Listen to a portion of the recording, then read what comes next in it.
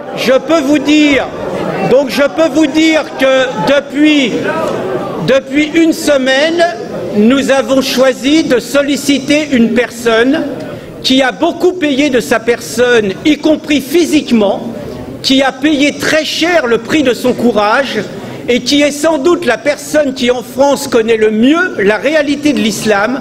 Nous avons nommé Anne-Marie Delcambre.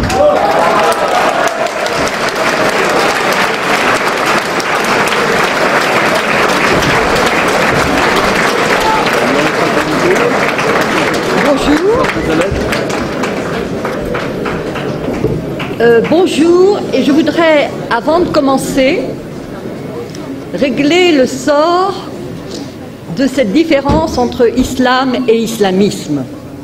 Je reprendrai ce que dit le jésuite Henri Boulade. L'islamisme, c'est l'islam dans toute sa rigueur. L'islamisme est contenu dans l'islam comme le poussin l'est dans l'œuf, comme l'arbre dans la graine. Autrement dit, dans l'islam, l'islam peut devenir un islamisme. Pas de problème, on va y arriver. Ça va mieux comme ça. Merci. Parlez bien devant. Donc là, voilà. Bien. La réalité de l'islam, on vous la cache, on m'interdit de vous la dire.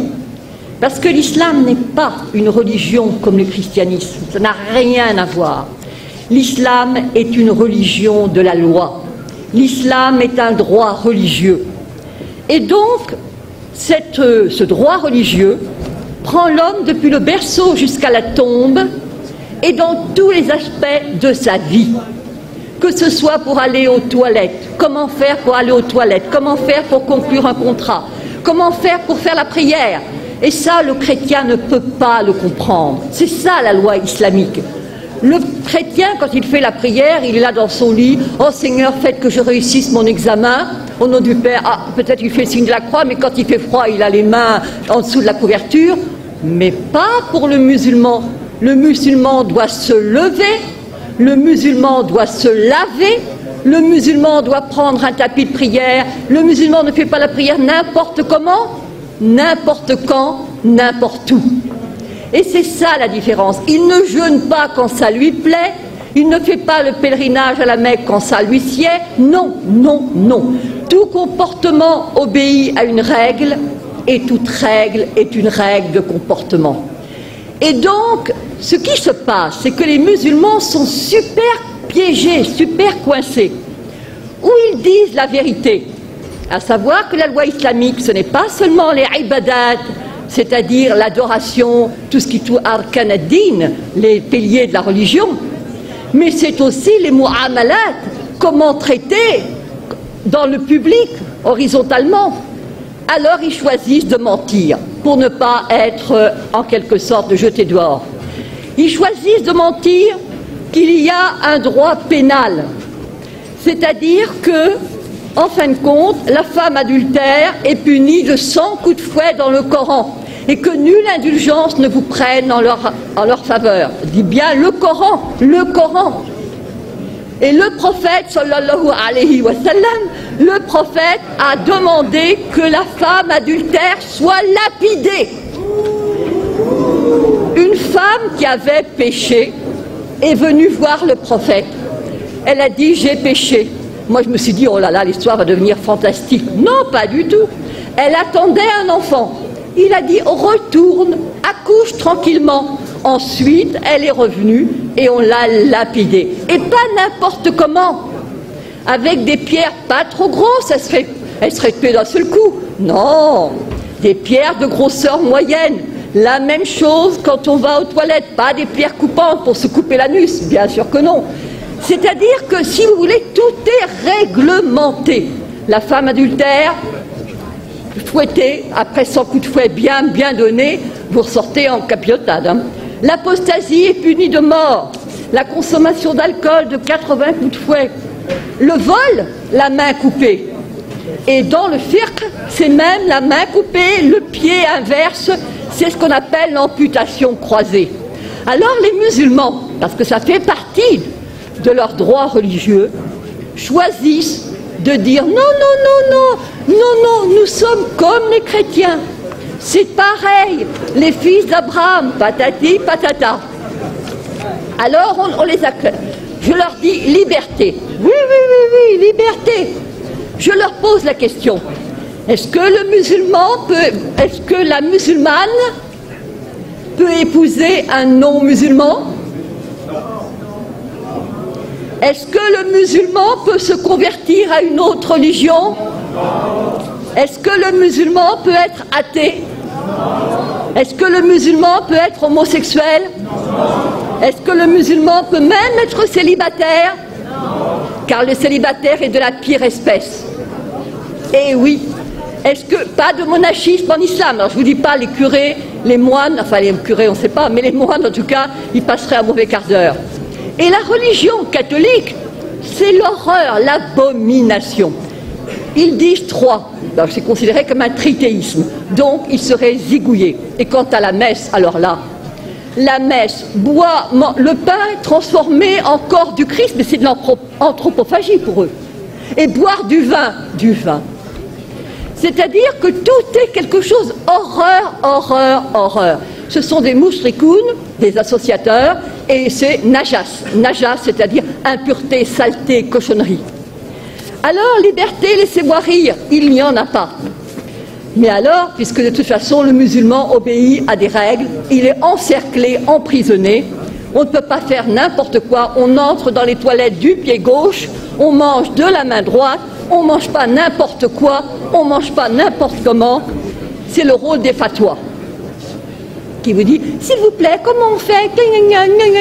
Et alors évidemment, on vous répond. Alors évidemment, avec l'Internet, ça devient n'importe qui, n'importe quel con peut répondre, mais non, etc. Ça c'est un changement. L'égalité. Mais bien sûr que nous avons l'égalité. L'égalité entre qui? Entre les musulmans. Al-Muslim, Akhul Muslim. Le musulman est le frère du musulman, pas le frère du non-musulman. Absolument pas. Absolument pas. Ne prenez pas les juifs et les chrétiens comme alliés. Et enfin, nous avons, alors là c'est vraiment le must. Vous prenez la sourate 5, Al-Maïda, la table servie. Al-Yahoud, les juifs disent la main de Dieu est fermée. Mais non, c'est la leur qui est fermée. Et alors je passe, il est dit, écoutez bien ceci. Et certes, nous avons fait croître parmi eux la rébellion et la mécréance. Nous avons, alors, je dirais, et nous avons fait croître l'inimitié et la rébellion. Nous avons jeté parmi eux la haine jusqu'au jour de la résurrection. Yaoum al-Qiyamah. Vous voyez pour l'affaire d'Israël ce que ça signifie.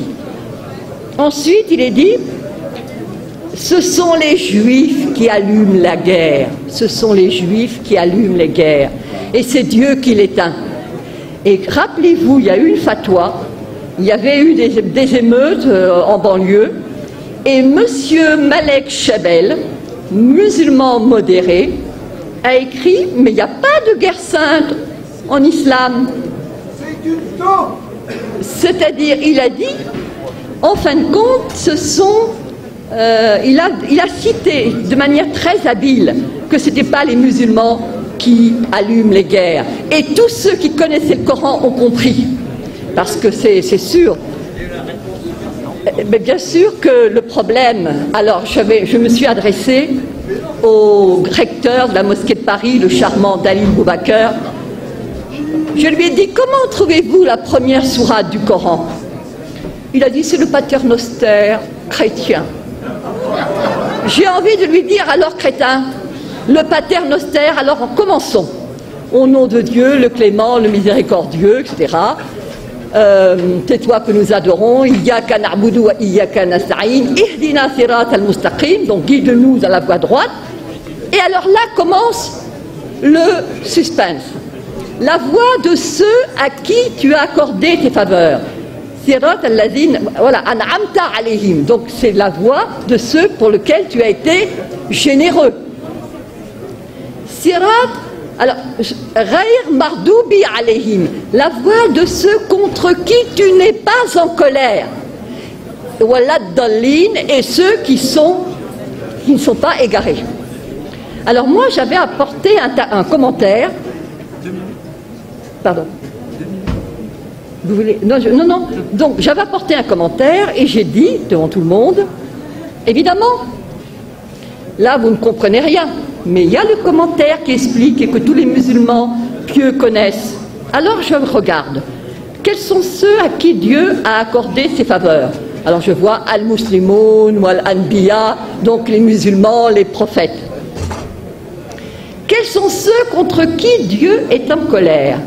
J'ouvre le tafsir, le commentaire, et je vois al-yahoud, les juifs. Et ceux qui sont égarés, je regarde et je vois al-nasara, les chrétiens, les nazaréens.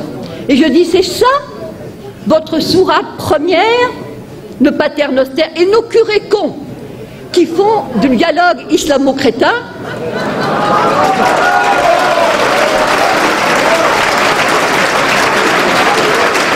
Eh bien, eux, ils croient tout ce qui est dit. On leur dit, ils se focalisent sur la sourate Maryam. Voilà Marie qui a eu un enfant sans être mariée.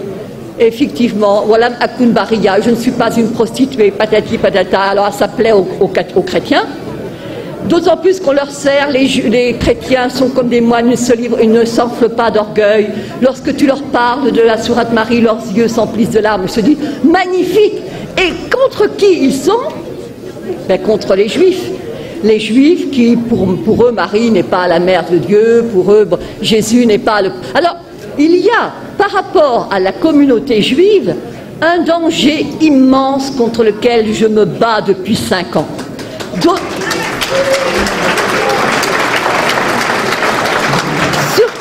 Surtout à cause du problème d'Israël. Les gens qui combattent contre les Israéliens ne sont pas des gens du XXIe siècle. Ce sont des gens qui se rappellent qu'il a été dit qu'au jour du jugement dernier, les Juifs se cacheront derrière une pierre, derrière un arbre, que la pierre elle-même et l'arbre diront, il y a un Juif derrière, tue-le. Alors comment laisser ces non-assistance à peuple en danger? Oui, bien sûr. Donc je dirais, l'islam n'est pas ce qu'on vous enseigne, l'islam n'est pas ce qu'on vous dit. L'islam est dangereux parce qu'il n'y a pas d'égalité, pas de liberté, pas de fraternité, pas de possibilité de s'en sortir.